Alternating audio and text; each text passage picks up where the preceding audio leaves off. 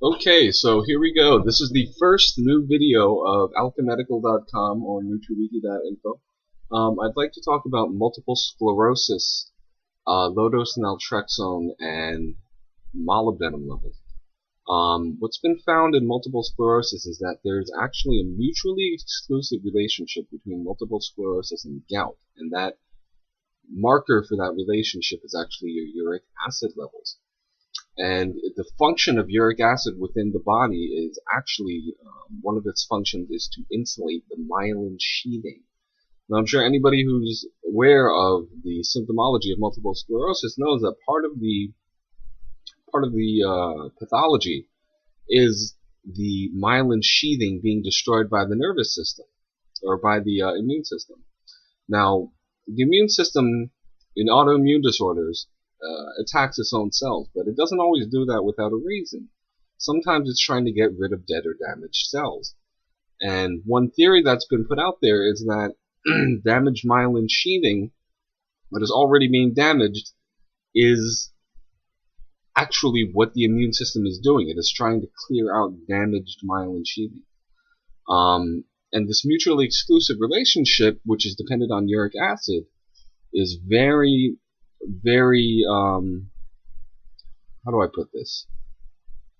It's not very common for something to have a 100% mutually exclusive relationship.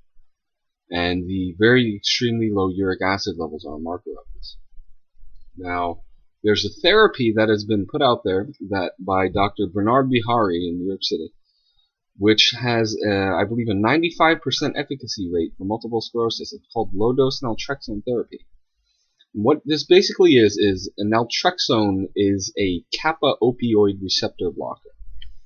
That is where your happy healing chemicals go, your kappa opioid receptors. And what this basically does is during your sleep, these happy chemicals go in and they heal your cells. So what naltrexone basically does is you give them a low dose form between 3 and 4.5 milligrams as opposed to the regular dose, 50 milligrams, right before they sleep. And what this does is it temporarily blocks the kappa opioid receptor so the body continues producing these chemicals until it wears off in about an hour. Once it wears off, the kappa opioid receptor gets a megadose of these happy chemicals, and what this has actually been found to do is literally halt multiple sclerosis in its progression in 95% of the cases. This is extremely it works very well. And this has been found not only to work with multiple sclerosis, it's also been found to work with Crohn's disease, HIV. In the Dr. Bernard Bihari's testing, the HIV patients went PCR negative, almost all of them. And this low-dose naltrexone therapy is very, very good for almost any type of autoimmune disorder.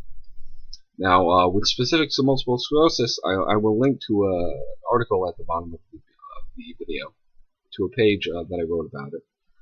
But there's many things that you can do for multiple sclerosis, Crohn's disease, any type of autoimmune disorder.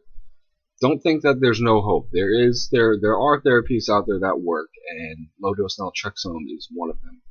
And I will link to all the literature and all the articles that you need to show your doctor if you are looking for relief from multiple sclerosis, and also some nutritional methods that help. Okay, thank you for your time.